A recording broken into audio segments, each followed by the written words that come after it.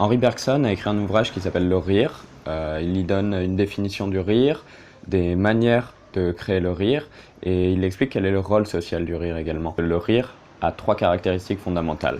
La première, c'est qu'il est profondément humain. Les humains rient uniquement d'autres êtres humains. Même quand ils rient d'animaux, ils rient d'eux parce qu'ils ressemblent à des êtres humains. Le rire est donc fondamentalement humain.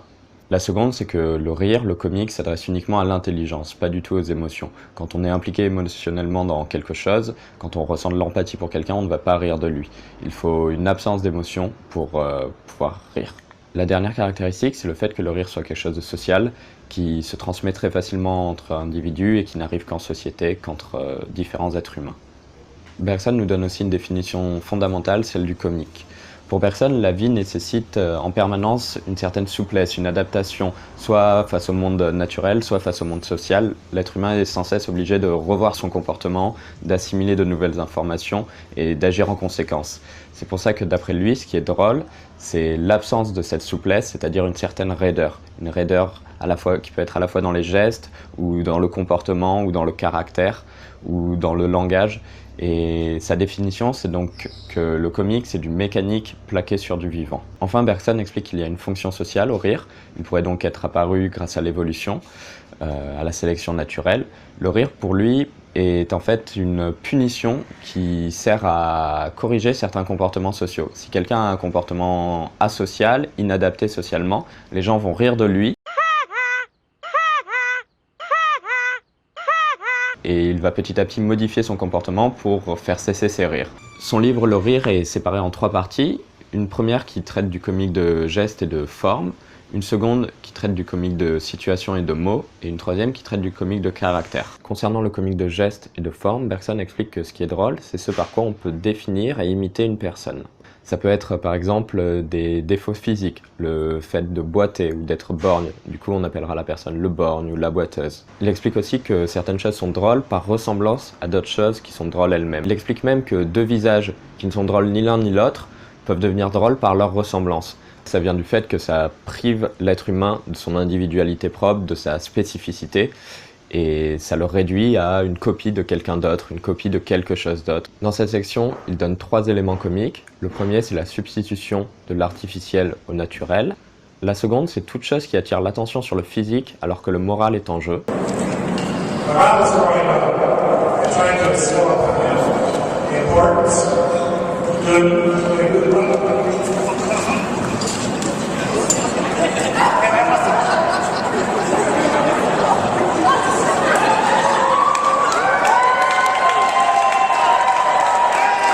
La troisième chose qui sera drôle, c'est à chaque fois qu'une personne fait penser à une chose.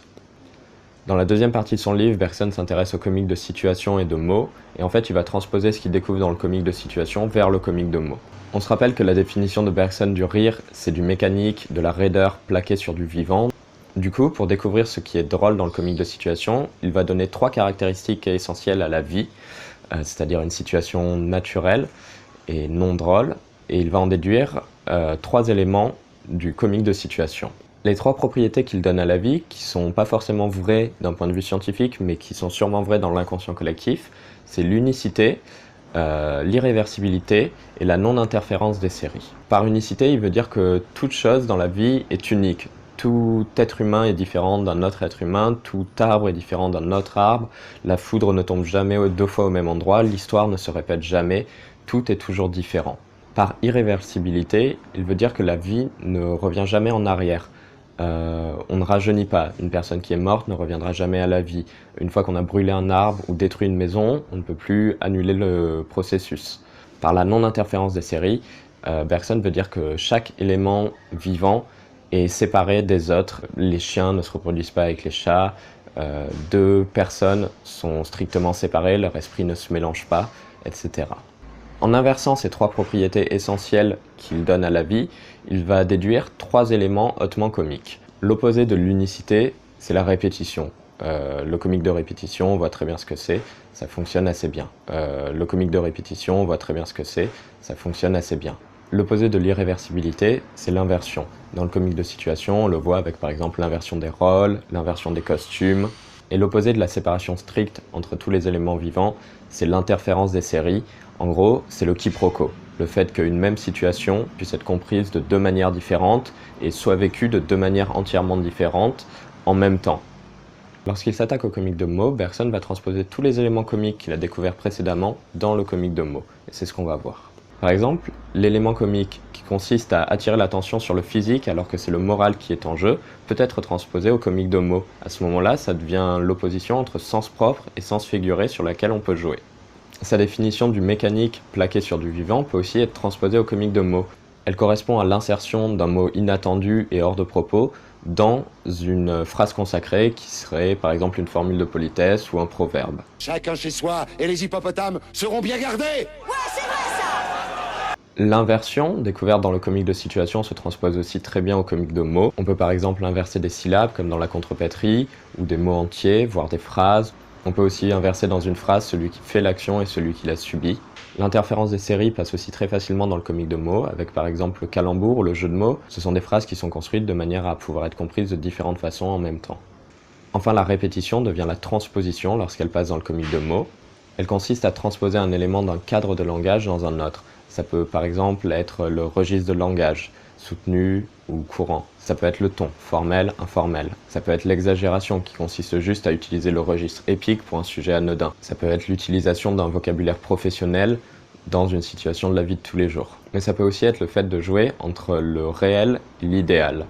Et là, Bergson donne deux définitions très intéressantes que je n'avais jamais entendues avant. C'est celle de l'humour et de l'ironie. Bergson explique que l'humour, c'est le fait de décrire les choses telles qu'elles sont en faisant semblant de croire que c'est ainsi qu'elles devraient être. Et que l'ironie, c'est le fait de décrire les choses telles qu'elles devraient être en faisant semblant de croire que c'est ainsi qu'elles sont. Dans la dernière partie de son livre, Bergson s'attache au comique de caractère. En effet, puisque c'est les humains qui sont drôles et qui rient, c'est avant tout d'autres humains qui vont rire. Et ils vont surtout rire de leurs défauts. Enfin, pas de leurs défauts au sens moral, de leurs défauts au sens social. En effet, la distinction entre ce qui est drôle et ce qui n'est pas drôle ne correspond pas à la distinction entre ce qui est moral et ce qui est amoral, mais bien entre ce qui est social et ce qui est asocial. Ainsi, une qualité, l'honnêteté par exemple, peut devenir drôle si elle est exercée de manière asociale, de manière exagérée, de manière mécanique. C'est donc les types de caractères qui sont comiques et aussi le fait de leur ressembler. C'est pour ça que les pièces de théâtre classiques comiques portent le nom de type de caractère, par exemple le bourgeois gentilhomme, ou l'avare, ou le misanthrope, alors que les pièces de théâtre tragiques portent le nom de leur personnage principal. Phèdre, Othello ou Roméo et Juliette. Enfin, Bergson essaie de trouver quel est le caractère le plus comique. D'après lui, c'est le vaniteux, parce que la vanité est présente dans tous les autres défauts, et surtout parce que c'est un défaut qui est entièrement social. Il ne peut être satisfait qu'au contact des autres. Et puisque la vanité recherche en permanence le regard des autres, leur approbation sociale, c'est le rire qui sera à la fois son plus grand ennemi, celui qui fera le plus de mal, mais aussi son antidote. En conclusion, Bergson rappelle que le rire n'est ni bon ni juste, il est même cruel et égoïste, et c'est le châtiment que la société inflige à ceux qui s'en écartent.